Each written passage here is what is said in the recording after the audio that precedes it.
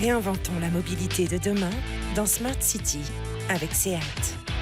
Smart City à la découverte de l'upcycling avec Jérôme Aristide-Guémard. Bonjour, vous êtes le président de Virvolt. Bienvenue. Et Thomas Ducrest, le rédacteur en chef de Détour. Bonjour. Bonjour. Bienvenue à vous, média de référence sur les nouvelles mobilités, lancé il y a 4 ans par Canal+ et SEAT. Peut-être, Thomas Ducrest, une définition pour commencer. L'upcycling en bon français, ce serait quoi ? Alors, on va rester sur les véhicules, parce que sinon, on peut vraiment élargir à tout. Ce studio est dans un ancien parking, c'est de l'upcycling. C'est quoi l'upcycling ? Je trouve que c'est une question qu'on peut poser pour beaucoup de traductions de mots anglais qui sont souvent très sexy et qui, une fois traduits en français, sont un peu catastrophiques. Reconversion écologique, peut-être. Mobilité de reconversion, oui, voilà, ça peut être un peu ça. Tout à fait, ouais, une sorte de seconde vie pour des engins mobilité, quoi. Alors, dans ce domaine, il y a notamment ce qu'on appelle le rétrofit avec une actu relativement récente. C'est-à-dire que ça vient d'être homologué. C'est quoi le rétrofit ? Alors, le rétrofit, c'est un bon exemple de mot qui est très sexy en anglais. Ouais. On va dire que c'est le concept d'électrification des véhicules qui sont traditionnellement thermiques. Effectivement, c'est une loi qui date du 13 mars 2020, donc qui a été abrogée quasiment 2 jours avant le premier confinement, ce qui est quand même assez paradoxal. Donc je pense que c'est aussi pour ça que les Français n'ont pas encore beaucoup entendu parler. Ils avaient d'autres choses à faire. Et effectivement, du coup, c'est un service qui est en plein boom et des startups le proposent déjà. Et donc, du coup, c'était un peu considéré comme une sorte de tuning pirate jusqu'à il y a encore 1 an et donc non homologué. Donc, depuis 1 an, on peut légalement...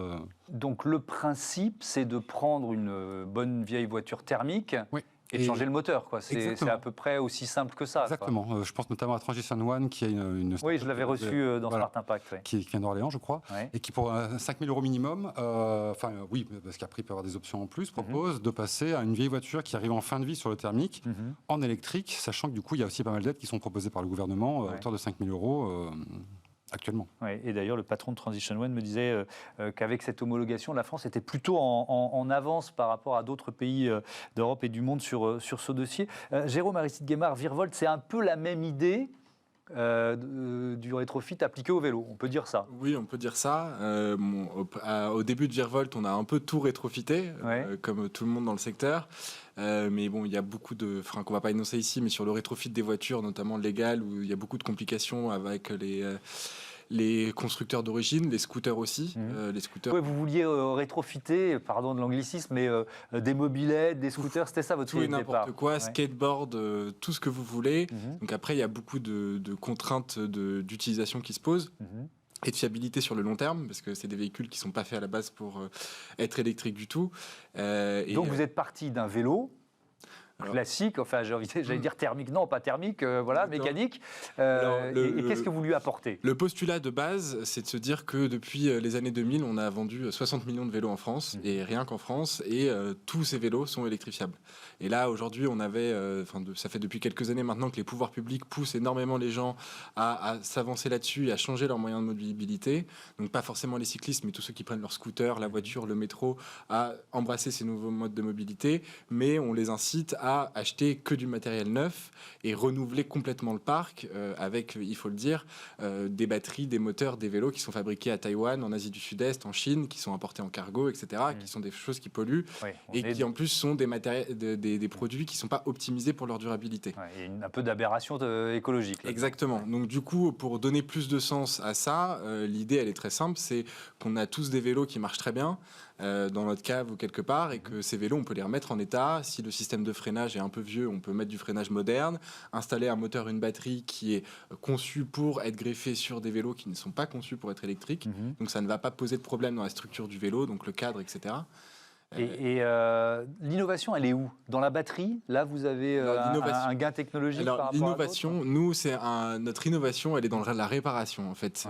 Pour aller à contrario des grands du secteur, comme Bosch, par exemple, qui, eux, vont avoir du matériel super propriétaire, complètement bridé, bloqué, qui fait qu'on ne peut rien réparer soi-même. On est obligé d'avoir des revendeurs agréés, et ça coûte une fortune. L'objectif, c'est d'avoir vraiment du matériel qui soit comme un vélo. Peu importe le vélo que vous avez acheté depuis les années 70, vous pouviez toujours le réparer 50 ans plus tard. Donc là, c'est l'objectif. L'objectif de l'électrification, et même au-delà d'électrifier un vieux vélo qu'on a déjà, électrifier un vélo qu'on achète neuf, ça représente ce gros avantage qui est de pouvoir avoir la main sur la réparation sur toutes les pièces. Donc nous, notre technologie, elle est là pas pour te mettre une fonctionnalité de GPS intégrée à ton vélo, je sais pas, un gyroscope qui va faire que ton vélo va être équilibré tout seul. Ça, tu sais le faire toi-même. Tu peux mettre un porte-téléphone sur ton guidon et c'est d'avoir du matériel qui est là pour durer super longtemps parce qu'aujourd'hui, un vélo électrique, sa durée de vie en moyenne, elle est de 5 à 7 ans alors qu'on utilise encore les vélos de nos grands-parents. Donc, c'est une aberration complète. Donc, l'objectif, c'est de monter cette durée de vie jusqu'à 20, 30 ans si on peut. Thomas Ducrest, le défi, bon, peut-être un mot sur Virvolt, parce qu'on est en plein dans cette mobilité de reconversion. Là. Un mot appuyé, d'autant plus que Virvolt a gagné l'Easy Mobility Challenge qu'on organise tous les ans avec SEAT. Ouais. Donc oui, il y a une vraie cohérence, une vraie convergence. Après, ce qui est intéressant aussi de dire, pour deux mots sur le rétrofit, mais c'est une technique qui aujourd'hui permet d'électrifier quasiment tous les véhicules. Enfin, il y a des startups en France, comme je pense à Ineo, je crois. Je sais pas si tu connais. Ou Retrofit, par exemple. Aussi. Oui, voilà. Ouais. Donc on peut électrifier des camions, donc pour les flottes professionnelles. Les scooters, c'est aussi possible avec Noil, qui est un service parisien qui propose le rétrofitting, le rétrofit en 48 heures. Donc les voitures, on a parlé de transition urbaine, il y en a d'autres. Voilà, ça s'applique vraiment à tout aujourd'hui. Donc c'est une seconde vie pour tous nos véhicules. Oui, mais moi, ce que je trouve intéressant, au-delà de l'aspect presque, je vais dire, écologique, bon, c'est le plus important, mais je trouve que le deuxième qui est assez intéressant, c'est la capacité qu'on peut avoir à conserver l'attachement qu'on a pour un véhicule. Ouais. Je pense, par exemple, si, je ne vais pas citer de marque, mais si j'ai une voiture à laquelle je tiens depuis 10 ou 15 ans, je peux la garder l'âme de ce véhicule et, coup de bol, en plus, éviter qu'elle pollue la planète. C'est quand même mal. Et d'ailleurs, j'ai vu sur Détour, il y avait un article sur, on va citer, sur le bon vieux combi Volkswagen, alors là, on est dans les générations hippies des années 60-70, mais version rétrofit, c'est ça ? C'est pas du rétrofit parce que c'est une version électrique, 100% électrique, qui sera commercialisée, je crois. Mais il a été beaucoup rétrofité. Oui, voilà. Mais il a été beaucoup rétrofité. Oui, avec les vieux modèles, on les a électrifiés. Mais c'est cette idée, effectivement, de prolonger le mythe ou le culte d'une voiture. Il y a même des startups en Angleterre qui proposent de rétrofiter des vrais modèles anglais, genre des vieilles Aston Martin, etc. Et ça, c'est super. Jean Aristide, vous avez un peu répondu à la question, mais comment les concurrents, les gros constructeurs vous voient arriver sur ce marché ? Pas forcément d'un très bon œil, comment ça se passe ? D'un très bon œil, mais surtout au niveau de la batterie, parce qu'aujourd'hui, la batterie, il faut le dire, ça a été conçu dans une obsolescence programmée totale. On a mis en place un service de reconditionnement de batterie donc qui permet, peu importe la marque du vélo, de venir dans nos ateliers, déposer une batterie, qu'on la remette à neuf. Donc ça vous évite de racheter une batterie neuve et d'envoyer à la benne à ordures une batterie. Donc ça, c'est très important. Ouais, quand on sait l'enjeu des terres rares autour des batteries. Ça n'existait pas encore et c'est ce qui permet de rendre la batterie recyclable parce qu'une fois qu'elle est démontée, c'est assez facile à recycler.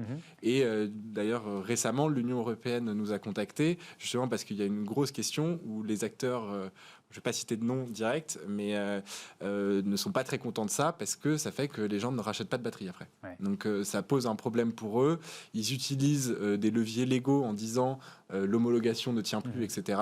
Après, nous, on a fait un gros dossier auprès de l'Union européenne pour leur expliquer toute la méthodologie de travail qu'on a sur le réassemblage d'une batterie usée. Donc, en respectant exactement le même cahier des charges que le fabricant d'origine, etc. Ouais. On respecte. Oui, il faut qu'elle soit fiable, il faut qu'elle soit sûre, etc. En fait, il faut respecter exactement les caractéristiques techniques de l'homologation. Donc, c'est ce qu'on fait pour se protéger. Mais il y a des grands acteurs qui veulent l'empêcher. Ils veulent que ce soit pas possible. Mais bien sûr, les pouvoirs publics n'ont pas envie de faire que ce soit pas possible parce que ça résonne avec l'époque et de l'époque dans laquelle on vit et que ce serait un non-sens de dire non à ça. C'est aussi le défi de l'époque, d'avoir une nouvelle économie qui se frictionne avec l'ancienne. Thomas Ducrest, on a parlé de l'homologation du rétrofit. C'est vrai qu'il y a un défi, il y a des engagements légaux à tenir puisque je crois que c'est 2040 l'interdiction des véhicules électriques. Oui, d'accord. En Angleterre, ça a déjà été avancé à plus tôt que ça. Je crois qu'on parle déjà de 2030-2032 de mémoire. Et l'un des autres intérêts du véhicule électrique et donc du rétrofit, c'est que des villes comme Paris, on voit bien qu'à terme, avant la fin des années 2020, elles seront pour partie, les thermiques, interdites de circulation, avec les vignettes critères, etc. L'électrique va rentrer de plus en plus dans les grandes villes, pour peu qu'on puisse encore y rentrer. Je pense à la rue de Rivoli qui est devenue interdite. Donc il y a quand même beaucoup d'intérêt. Oui, donc une voiture thermique restera légale si on utilise ce système pour quelques milliers d'euros. Elle sera plus thermique, c'est ça. Enfin, une ancienne voiture thermique. Sachant que oui, je pense que tu me diras si je me trompe, mais je crois que les coûts de rétrofit sont encore un peu élevés. On parle entre 15 et 20 000 euros selon les véhicules. Il y a plein de choses qui rentrent en question. Oui, 5 000, c'est vraiment le prix de base. Oui, c'est sur 8 ou 10 modèles, je crois, en 4 heures, sachant que le coût d'intérêt, je pense à la Transition One, on amène sa voiture à 14 heures, à 18 heures, elle est rétrofitée. C'est selon certains types de véhicules. Voilà.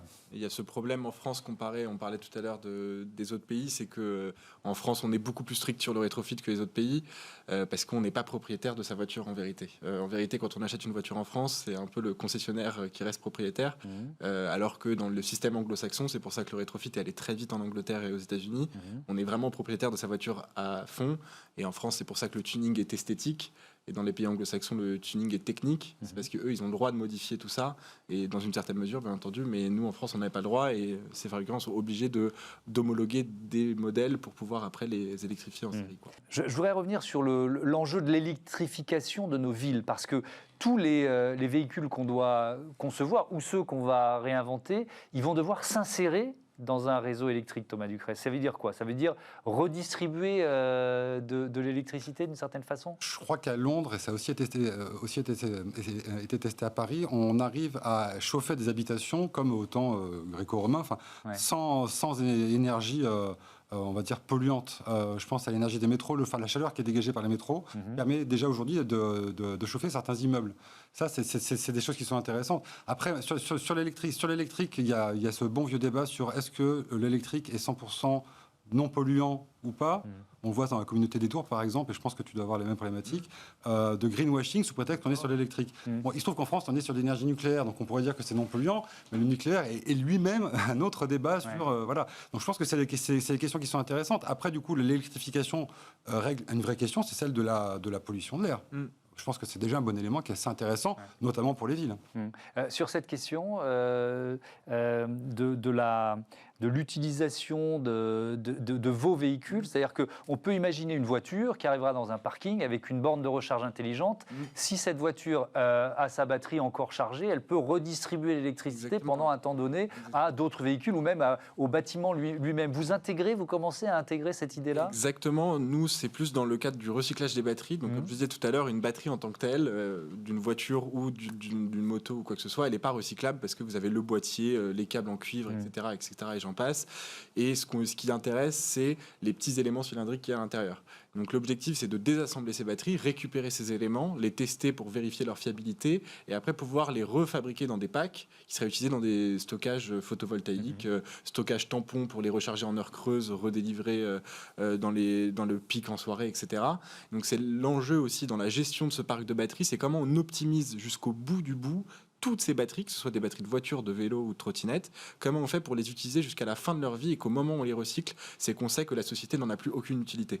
Alors qu'aujourd'hui, nous on le voit, on a un chiffre très précis là-dessus, 94,8% des batteries qu'on récupère, donc auprès d'opérateurs, de trottinettes, auprès de clients comme vous et moi qui ont des batteries défectueuses, on peut récupérer ces cellules et les remettre en état, les refurbished, et les refabriquer dans des packs qui seront dédiés. Je vous donne un exemple très concret. On est en train de voir avec la mairie de Lille pour leur faire des Powerwall avec des batteries recyclées pour faire de l'éclairage public la nuit, en la rechargeant en heure creuse la journée. Donc ça permet déjà d'économiser, de réduire l'intensité qu'il y a sur le réseau, donc de garder de l'énergie, économiser de l'argent parce qu'en heure creuse ça coûte moins cher, et d'utiliser des batteries qui normalement iraient à la poubelle en fait, tout simplement. Oui, et donc Thomas Ducrest, donner une seconde ou une troisième vie à une batterie électrique, c'est aussi peut-être faire baisser petit à petit le prix des modèles de tous les véhicules électriques. Tout à fait. Parce qu'aujourd'hui, ça coûte cher, la batterie coûte cher quand on achète une voiture électrique. Alors ça, c'est peut-être toi qui pourras répondre. Aujourd'hui, une batterie électrique, en général, ça représente, sur les véhicules, sur les voitures, c'est beaucoup plus large parce que les batteries sont énormes. Ça représente 60% du coût de fabrication d'un véhicule, ce qui est énorme. Après, on peut dire merci Tesla, le coût au kilowattheure est en train de baisser drastiquement. Et on a des nouvelles technologies qui se préparent, soit au graphène, soit au solid state. Ça ne va pas arriver dans les 5 ans, je vous le dis tout de suite, à ceux qui voient des articles en mode demain batterie révolutionnaire, ce n'est pas le cas. Ça va prendre du temps à arriver, mais il y a des solutions qui se préparent et si on arrive à bien embrayer du coup tous ces niveaux de traitement des batteries, on va pouvoir vraiment faire baisser le coût final de la batterie. Donc à l'acquisition, ça va toujours coûter cher, mais vu qu'on sait que la batterie, une fois qu'elle va être dans son premier cadre d'utilisation, elle va en avoir un deuxième, puis un troisième, et après on va la recycler. Si à toutes les étapes on valorise la batterie, au final on va rationaliser les coûts et du coup économiser beaucoup d'argent.